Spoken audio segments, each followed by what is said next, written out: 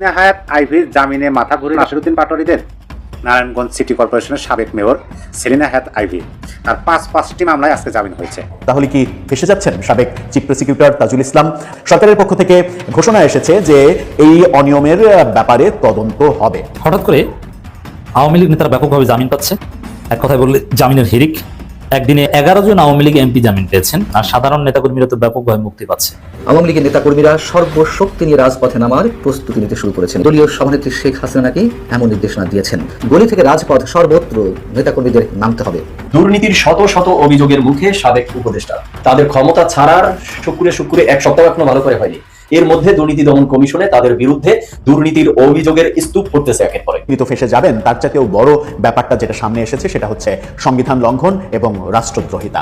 সেই অভিযোগগুলো শুধুমাত্র এখন আদালতে উপস্থাপনের ব্যাপার, এবং আদালতে উপস্থাপন হলে সেটা সম্ভবত প্রমাণিত হয়ে যাবে, আর প্রমাণিত হয়ে গেলে প্রফেসর ইউনূসকে মৃত্যু। আসসালামু আলাইকুম প্রিয় দর্শক শ্রোতা, আশা করছি সবাই ভালো আছেন। আলহামদুলিল্লাহ আমিও ভালো আছি। দর্শক শ্রোতা, আপনারা তো সবাই জানেন কক্সবাজারের ঘটনা। দর্শক শ্রোতা, এদিকে আইইউবি এটা কি মুক্তি পেলেন, যেটা শুনলে আপনি রীতিমতো অবাক হয়ে যাবেন। দর্শক শ্রোতা, কি কারণে সেনাপ্রধান ওয়াকারুজ্জামান তাকে মুক্তি দিয়ে দিলেন? দর্শক, আজকের ভিডিও অত্যন্ত কিছু গুরুত্বপূর্ণ হতে যাচ্ছে, তাই ভিডিওটিকে 1 সেকেন্ডও না টেনে শেষ পর্যন্ত দৌড় সহকারে দেখে যাবেন, তাহলেই মূলত ভিডিওর আসল রহস্যগুলো বুঝতে পারবেন এবং জানতে পারবেন। তো চলেন আপনাদেরকে এক এক করে সবগুলো ভিডিও বিস্তারিত দেখাই।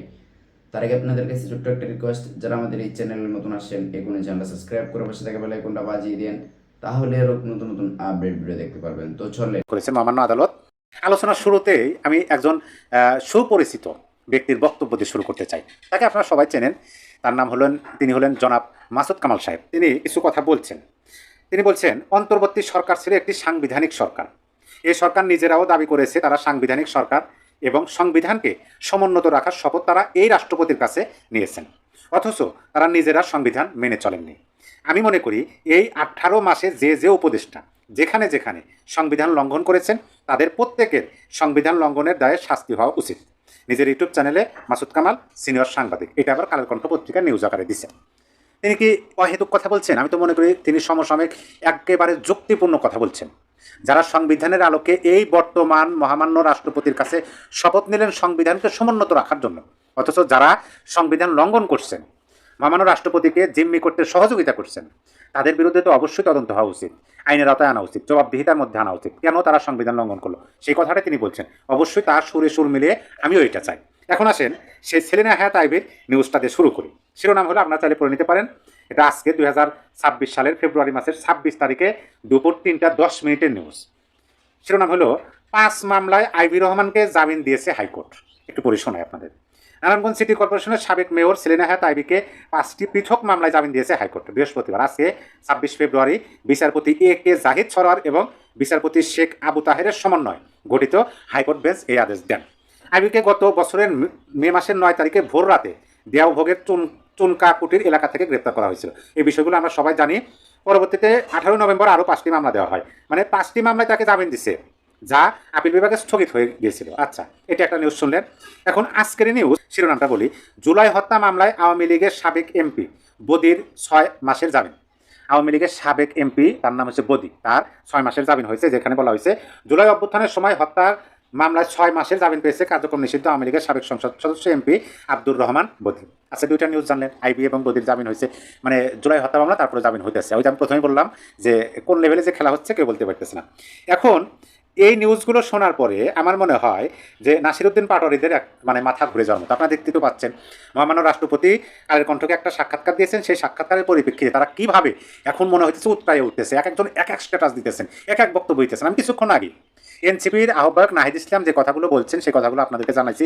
আমি আবার দেখলাম হাসনাত আবদুল্লাহ এবং ওই যে আরও যে আছে এনসিপির কয়েকজন নেতা নেত্রী, তারা মিডিয়াতে মানে মানুষ তাদেরকে কীভাবে নিতেছে, ওই সমস্ত কথার কমেন্ট বক্সে মানুষ কমেন্ট করতেছে যে ভাষায় কিন্তু পিতৃ পরিচয় দেয়। তাদের মুখের ভাষা, রাষ্ট্রপতি শব্দটা উচ্চারণ করতে যে মহামান্য শব্দটা উচ্চারণ করতে হয়, সম্মান প্রদর্শন করতে হয়, সেটা তো দূরের কথা, পুরো নামটাই তারা নিতেছে না, শুধুমাত্র চুপ চুপ এরকম বলতেছে। মানুষ তো ঘৃণা ভরা চোখে দেখতেছে। এই দেখেন নাসিরউদ্দিন পাটোয়ারি কী করছে, এটা আজকের নিউজ 2026 সালের 26শে ফেব্রুয়ারি, এটা দুপুর 3টায় প্রকাশ হয়েছে। ঢাকায় নতুন কর্মসূচি ঘোষণা নাসিরউদ্দিন পাটোয়ারির। কি ঘোষণা আমি আপনাদেরকে বলি। জাতীয় নাগরিক পার্টি এনসিপির মুখ্য সমন্বয় ও ঢাকা 8 আসনের সাবেক সংসদ সদস্য পদপ্রার্থী নাসিরউদ্দিন পাটোয়ারি ঢাকা আজাদি শিরোনামে নতুন প্রচারণার কর্মসূচি ঘোষণা দিয়েছে। ঢাকা আজাদি মানে ঢাকা বেদখল আছে নাকি, বা ঢাকাকে আজাদি করতে হবে, মুক্ত করতে হবে, কি বোঝাইছে? দেখেন, গতকাল বুধবার 26শে ফেব্রুয়ারি নিজের ভেরিফাইড ফেসবুক অ্যাকাউন্টে দেওয়া এক স্ট্যাটাসে তিনি এই ঘোষণা দেন। স্ট্যাটাসে তিনি লেখেন, আসছে আগামী প্রচারণা ঢাকা আজাদি। নাসিরউদ্দিন পাটোয়ারি উল্লেখ করেন, আমরা ঢাকা শহরের প্রতিটা ওয়ার্ডে যাব, মানুষের কথা শুনছি, সমাজ গুছিয়ে নেব, দুর্নীতি ও অন্যায় অব্যবস্থাপনার বিরুদ্ধে লড়াই করব। তিনি আরও বলেন, জেগে উঠবে ঢাকা, ঢাকা উইল বি আজাদ, বাংলাদেশ সুন্দর ভবিষ্যতের জন্য। পোস্টে হ্যাশট্যাগ ঢাকা আজাদি হ্যাশট্যাগ ব্যবহার করা হয় এবং আজাদি যাত্রা অনুসরণে আহ্বান জানানো হয়। এই যে মানে তাদের তো এই ঘটনাগুলো দেখে মাথা ঘুরে যাওয়ারই কথা। তারা এখন কত কত নতুন নতুন শব্দ সামনে নিয়ে আসবে, যেমনটি আমরা জুলাই আগস্ট আন্দোলনে দেখছি। কিন্তু এখন কি তাদের এই আশা আকাঙ্ক্ষাগুলোর বাস্তবায়ন হবে? আমার তো সেরকম মনে হয় না। কারণ যেভাবে এগুচ্ছে বাংলাদেশের রাজনীতিটা, দেখেন আইবির 5টি মামলা জামিন হয়ে গেল। বাংলাদেশের বিভিন্ন জায়গায় সাবেক সংসদ সদস্যরা যারা জুলাই আগস্ট হত্যা মামলার আসামি হয়েছেন, তারা জামিন পাচ্ছেন। তার মানে ওই যে আমাদের মাননীয় স্বরাষ্ট্রমন্ত্রী বলছেন যে আইনের শাসন প্রতিষ্ঠা করতে হবে। কেউ যদি হয়রানিমূলক মামলায় হেনস্থা করা হয় যদি কাউকে, তাহলে তো আইনের শাসন বলা যায় না। আইনের শাসন প্রতিষ্ঠা করতে হলে অবশ্যই হয়রানিমূলক সকল মামলা সেগুলো যাচাই বাছাইয়ের মাধ্যমে বাতিল করতে হবে। তারই ধারাবাহিকতা আমরা দেখতে পাচ্ছি, হইতেছে, জামিন হচ্ছে। এই বিষয়গুলো কিন্তু অবশ্যই ইউনূস সরকার ক্ষমতায় থাকলে হতো না। এখন এইগুলো দেখে তারা তো বিভিন্ন ধরনের কর্মসূচি সামনে নিয়ে আসবে, বিভিন্ন ধরনের বক্তব্য দেবে। তাদের বক্তব্যের মধ্যে শালীনতা আছে কিনা সেটা দেশের মানুষ খুব ভালোভাবেই জানে। তারা যে আদর্শটা ধারণ করে, সেই আদর্শ কি এখনও দেশের মানুষ মেনে নিতে প্রস্তুত আছে?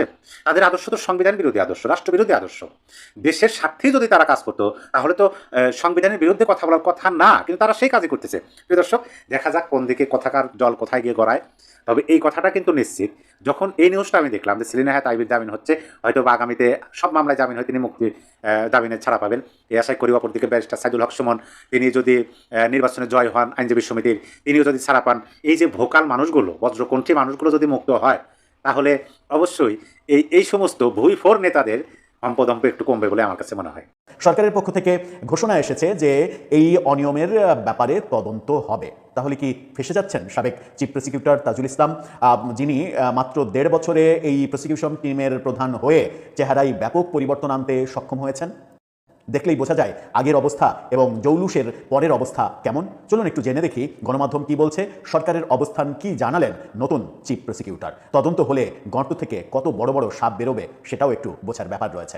সাবেক আইজিপির যে রাজসাক্ষী হওয়ার ঘটনা, একই মামলায় শেখ হাসিনাকে মৃত্যুদণ্ড দেওয়া হলো, আসাদুজ্জামান খান কামালকে মৃত্যুদণ্ড দেওয়া হলো হুকুমের আসামি হিসেবে। অথচ মূল হুকুমটা যিনি দিয়েছিলেন বলে অভিযোগ চৌধুরী আব্দুল্লাহ আল মামুন, যিনি পুলিশের প্রধান। মানে প্রধান অপরাধ তো তারই হওয়ার কথা। যদি সেগুলো অপরাধ হয় তাহলে প্রধান অপরাধ তো পুলিশের প্রধান, কারণ পুলিশের বিরুদ্ধে অভিযোগ। তিনি তার বাহিনীকে বলেছেন গুলি করতে, তাই তারা গুলি করেছে। তার অর্ডার ছাড়া তো কেউ গুলি করেনি। সুতরাং তারই মানে প্রধান আসামি হওয়ার কথা। সাথে হুকুমের আসামি হতে পারে স্বরাষ্ট্রমন্ত্রী, প্রধানমন্ত্রী, যে তাদেরকে বলা হলো যে তারা আইজিপিকে হুকুম দিয়েছে বলে আইজিপি এই কাজ করেছে। ব্যাপারগুলো এরকম। কিন্তু সেই আইজিপিকেই রাজসাক্ষী বানিয়ে মৃত্যুদণ্ডের বদলে 5 বছরের কারাদণ্ড দেওয়ার যে ঘটনা, অর্থাৎ নামমাত্র সাজা, সেই ব্যাপারে অন্তত 1000 কোটি টাকার লেনদেন হয়েছে এই অভিযোগ যখন উঠেছে, এবং তাজুল ইসলামের বিদায়ের পরে সেই অভিযোগ যখন আরও বেশি বড় আকারে হচ্ছে, তখন চ্যানেল 71 যেটা বলছে, দেখুন শিরোনামটা, সাবেক আইজিপিকে রাজসাক্ষী করতে ঘুষের অভিযোগ, তদন্তের ঘোষণা। অর্থাৎ ঘোষণা দিয়ে দেওয়া হয়েছে, তদন্ত হবে এটার। মানবতা বিরোধী অপরাধে শেখ হাসিনার বিরুদ্ধে মামলায় সাবেক আইজিপি চৌধুরী আব্দুল্লাহ আল মামুনকে রাজসাক্ষী করতে প্রসিকিউশন টিমের সদস্যদের ঘুষ লেনদেনের অভিযোগ খতিয়ে দেখার ঘোষণা দিয়েছেন চিফ প্রসিকিউটর আমিনুল ইসলাম। তিনি জানিয়েছেন, ট্রাইব্যুনালের কোনো প্রসিকিউটর অনিয়মে জড়িত থাকলে তার বিরুদ্ধে কঠোর ব্যবস্থা নেওয়া হবে। ব্যবস্থাটা কেমন নেওয়া হবে? মানে একজন ধরেন চিফ প্রসিকিউটর, তিনি যদি 1000 কোটি টাকা লেনদেন করেন, তাহলে তার মানে শাস্তিটা কেমন হওয়া উচিত? অন্তত 100 বছরের জেল। তো 100 বছরের জেল তো তার জীবদ্দশায় খাটার কোনো মানে ক্ষমতা নেই, কারণ এখন তার বয়স যদি হয় 50-55 বছর, আরও 100 বছর মানে তাকে 150-160 বছর বাঁচতে হবে। সেটা নিশ্চয়ই মানে একেবারেই মানে মিরাকেল ছাড়া সম্ভব নয়। সুতরাং এই অপরাধে কি তার মৃত্যুদণ্ডও হতে পারে? কি বলছে আইন? আমরা আইনের ছাত্র নই, আমরা আইন অতটা বুঝিও না। তবে অপরাধ প্রমাণিত হলে তিনি যে বড় ধরনের বিপদে পড়বেন, তার সাঙ্গপাঙ্গ সহ সেটা খুব ভালোভাবে টের পাওয়া যাচ্ছে। এক সংবাদ সম্মেলনে তিনি এই কথা বলেছেন। এর আগে ট্রাইব্যুনালের প্রসিকিউশন টিমের সদস্যদের নিয়ে গুরুত্বপূর্ণ একটা মিটিং করেছেন তিনি। সেখানে তিনি মামলার সার্বিক পরিস্থিতি নিয়ে দিক নির্দেশনা দিয়েছেন। ব্রিফিংয়ে তিনি জুলাই হত্যাকাণ্ডের মামলাগুলোর তদন্ত সঠিক হয়েছে কিনা তা গভীরভাবে যাচাই বাছাই করা হবে এই কথা বলেছেন। সমস্ত মামলার তদন্ত আবার যাচাই বাছাই করার সিদ্ধান্ত, এমনকি শেখ হাসিনা এবং আসাদুজ্জামান খান কামাল সহ যাদের বিরুদ্ধে অলরেডি রায় হয়েছে, সেই রায়ের মামলাগুলো নতুন করে তদন্ত, খুঁটিনাটি বিচার বিশ্লেষণ সেগুলো করা হবে, এই ঘোষণা। এবং এই ব্যাপার নিয়ে আগের একটা ভিডিওতেই আমরা বলেছিলাম। তার মানে নতুন চিফ প্রসিকিউটর আসার ফলে তাজুল ইসলামের কপাল মনে হয় ডাবল টাইম পুড়ছে। একবার তো কপাল পুড়েছে, তিনি পদ হারিয়েছেন, এবং সেকেন্ড টাইম কপালটা পুড়ছে, তিনি বোধহয় দুর্নীতির মামলায় ফেসে যাচ্ছেন। কারণ অভিযোগটা একদিক থেকে না, স্বয়ং প্রসিকিউশন টিমের একজন সহ এই অভিযোগ করে বসেছেন এবং তিনি বলেছেন এর প্রমাণ, সাক্ষী সবকিছু রয়েছে। তাজুল ইসলাম তার টিমের একজন প্রসিকিউটরকে তার মানে এই লেনদেনের ব্যাপারে প্রধান ব্যক্তি হিসেবে ব্যবহার করেছিলেন, যাকে আমরা দেখেছি, তার নাম সম্ভবত তামিম, যাকে আমরা দেখেছি, যার বিরুদ্ধে অভিযোগ আসতে এবং যাকে আমরা বিভিন্ন সময় প্রেস ব্রিফ করতে দেখেছি এবং মুখপাত্র হিসেবে কাজ করতে দেখেছি প্রসিকিউশন টিমের। যারা আইনজীবী, যারা একটা বিচার নিশ্চিত করার জন্য দায়িত্বপ্রাপ্ত হয়েছেন রাষ্ট্রের পক্ষ থেকে, তাদের বিরুদ্ধে যদি এই ভয়াবহ অভিযোগ আসে, মাত্র 1.5 বছরের মধ্যে এত হাজার হাজার কোটি টাকার লেনদেনের অভিযোগ যদি চলে আসে, তাহলে আমরা জাতি হিসেবে কোথায় চলে গেছি। আর এই আন্তর্জাতিক অপরাধ ট্রাইব্যুনালের সমস্ত কার্যক্রম যে হাস্যকর ব্যাপারে পরিণত হয়ে যাবে, এটা বোধহয় বুঝতে কিংবা এটা ভাবতে কিংবা এটা প্রমাণ আকারে চলে যে আসবে, এটার জন্য আমার মনে হয় যে বড় ধরনের বিশেষজ্ঞ হওয়ার প্রয়োজন নেই। কি হতে চলেছে সাবেক প্রসিকিউটর এবং চিফ প্রসিকিউটর এবং প্রসিকিউশন টিমের অনেকের কপালে? দর্শক, আমাদের সাবেক প্রধান উপদেষ্টা প্রফেসর ইউনূসের বিরুদ্ধে যে অভিযোগগুলো এখন আসছে, দুদকে তো অভিযোগ গেছে, হাজার হাজার কোটি টাকার নানা রকমের দুর্নীতি এবং নানা ধরনের কার্যকলাপের ফিরিস্তি দুদকে জমা হয়ে গেছে। তিনি সহ তার উপদেষ্টাদের প্রায় সবাই, 2-4 জন বাদ দিয়ে প্রায় সবার বিরুদ্ধে অভিযোগ এসেছে।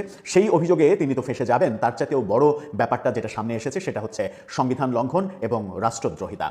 সম্প্রতি মহামান্য রাষ্ট্রপতির কালের কণ্ঠে দেয়া যে সাক্ষাৎকার, সেই সাক্ষাৎকারের যে তথ্যগুলো বেরিয়ে এসেছে, সেই তথ্যগুলোই যথেষ্ট, যদি আর নাই, কারণ এগুলো একেবারে সত্য যে অভিযোগগুলো করেছেন, যেটা সংবিধান লঙ্ঘন এবং সংবিধান লঙ্ঘন মানেই রাষ্ট্রদ্রোহিতা, সেই অভিযোগগুলো শুধুমাত্র এখন আদালতে উপস্থাপনের ব্যাপার এবং আদালতে উপস্থাপন হলে সেটা সম্ভবত প্রমাণিত হয়ে যাবে। আর প্রমাণিত হয়ে গেলে প্রফেসর ইউনূসকে মৃত্যুদণ্ডের মুখোমুখি এমনকি হতে পারে। আগামী 7 মার্চ, 17 মার্চ এবং 26 মার্চ নাকি আওয়ামী লীগের নেতাকর্মীরা সর্বশক্তি নিয়ে রাজপথে নামার প্রস্তুতি নিতে শুরু করেছেন। এবং এই প্রস্তুতি কেন? দলীয় সভানেত্রী শেখ হাসিনা নাকি এমন নির্দেশনা দিয়েছেন। তিনি বলছেন যে ওই দিনগুলো যাবতীয় বাধা বিপত্তি উপেক্ষা করে গলি থেকে রাজপথ সর্বত্র নেতাকর্মীদের নামতে হবে। তিনি মঙ্গলবার আওয়ামী লীগের ওয়ার্কিং কমিটির বেশ কিছু শীর্ষস্থানীয় নেতার সঙ্গে যে ভার্চুয়ালি বৈঠক করেছেন, সেই বৈঠকে তিনি যে বক্তব্য দিয়েছেন তার আরও কিছু অংশ ভারতীয় কোনো গণমাধ্যমে এসেছে। এবং কেন এই 3 দিনকে বেছে নেওয়া? খুব স্বাভাবিকভাবে আমরা বুঝতে পারি যে 26 মার্চ আমাদের স্বাধীনতা দিবস, 7 মার্চ বঙ্গবন্ধুর যে ঐতিহাসিক ভাষণ রেসকোর্স ময়দান থেকে তৎকালীন সময়ে পূর্ব পাকিস্তানের সময় বাঙালি মুক্তির জন্য, স্বাধীনতা সংগ্রামের জন্য, এবং 17 মার্চ তো বঙ্গবন্ধুর জন্মবার্ষিকী। এই 3 দিনকে বেছে নেওয়ার যথেষ্ট কারণ রয়েছে। অনেকে মনে করেন যুক্তিসঙ্গত কারণ রয়েছে।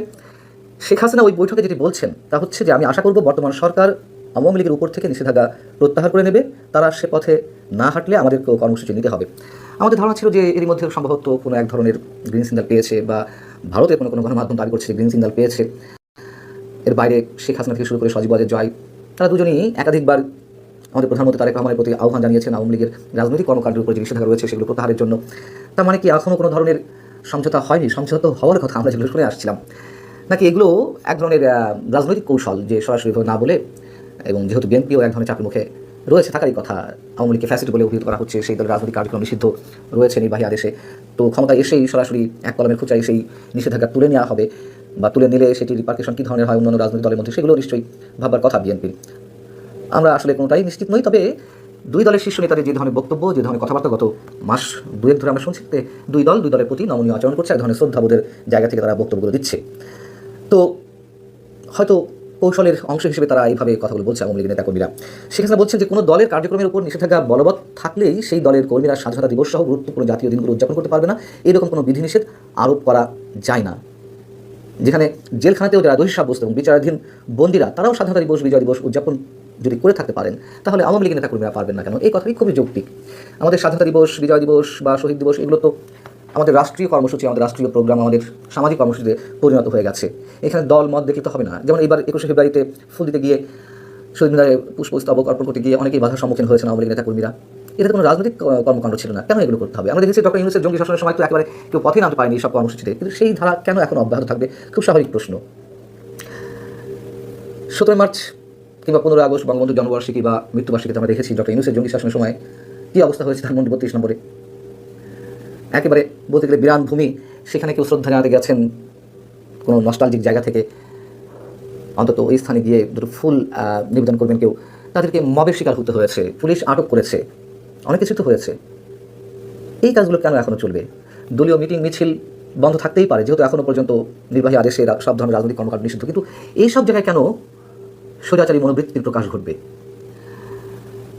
মঙ্গলবার শেখ হাসিনা নেতাদের উদ্দেশ্যে বলেছেন যে ওই দিনগুলো যেমন সর্বশক্তি দিয়ে সংগঠিত হয়ে উদযাপন করতে হবে জাতীয় কর্মসূচিগুলো, এবং গলি থেকে রাজপথ সর্বত্র স্বাধীনতা দিবসের বেদি বানিয়ে শ্রদ্ধা জ্ঞাপন করতে হবে, শ্রদ্ধা নিবেদন করতে হবে ধানমন্ডি 32-এ বঙ্গবন্ধুর বাড়ি এবং গোপালগঞ্জের টুঙ্গিপাড়ায় তার সমাধি ক্ষেত্রে।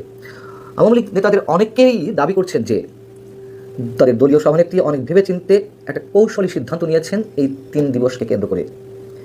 তিনি বুঝে নিতে চান যে বাংলাদেশের জাতীয় জীবনের সঙ্গে জড়িয়ে থাকা এই যে 3টি দিবস, এটি উদযাপনে তারেক রহমানের প্রশাসন এবং বিএনপি আওয়ামী লীগের নেতাকর্মীদের কতটা বাধা দেয়, এবং তাদের দাবি যে এই 3 দিবসের কর্মসূচিতে যদি আওয়ামী লীগের নেতাকর্মী নামতে পারে তাহলে সেটি হয়তো বিএনপি সরকারের উপরে কিছুটা হলে চাপ পড়বে। এগুলো তাদের রাজনৈতিক হিসেব নিকেশ থেকে কথাবার্তা, কিন্তু আমরা সাদা চোখে যা দেখছি, যেখানে আমি বলছিলাম যে গত 2 মাস 2 দলের শীর্ষ নেতাদের যে বক্তব্য, যে আচরণ, তাতে অনেকখানি নমনীয়তা প্রকাশ পাচ্ছে, এবং বিএনপি শুরু থেকে বলে আসছে যে তারা কোনো রাজনৈতিক দলকে নিষিদ্ধ করার পক্ষে নয়, অথবা সজীবাজের জয় কিংবা সাইমা ওয়াজের পুতুল তারা দেশে এসে রাজনীতি করতে পারেন যদি দেশের মানুষ মেনে নেয়। তারেক রহমান এই ধরনের বক্তব্য দিয়েছেন আন্তর্জাতিক গণমাধ্যমের কাছে। সেইখানে আমরা দেখছি বিভিন্ন ক্ষেত্রে আবারও মব শুরু হয়েছে। এর আগে আমি একাধিক কন্টেন্ট আপনাদের বলেছি, আপনারা নিজেরাও জানেন বরিশালে কী হলো। আওয়ামী লীগের কয়েকজন নেতাদের বা নেতাকর্মীদেরকে জামিন দেওয়ার কারণে সেখানকার সংশ্লিষ্ট বিচারকের উপরে অনেকখানি মব ক্রিয়েট করা হলো। এজলাসের মধ্যে ঢুকে বিএনপিপন্থী আইনজীবীরা থ্রেট করলেন, এজলাসের বেঞ্চ ভাঙচুর। তো প্রিয় দর্শক শ্রোতা, আপনারা ভিডিও দেখতে দেখতে ভিডিও শেষ পর্যন্ত চলে আসেন। অবশ্যই আপনাদের মতামত কমেন্ট বক্সে জানাতে ভুলবেন না। আর নতুন নতুন আপডেট ভিডিও পেতে অবশ্যই আমাদের চ্যানেল এখন সাবস্ক্রাইব করে দিন। তো আপনাদের সাথে আবারও দেখা হচ্ছে পরবর্তী এক ভিডিও।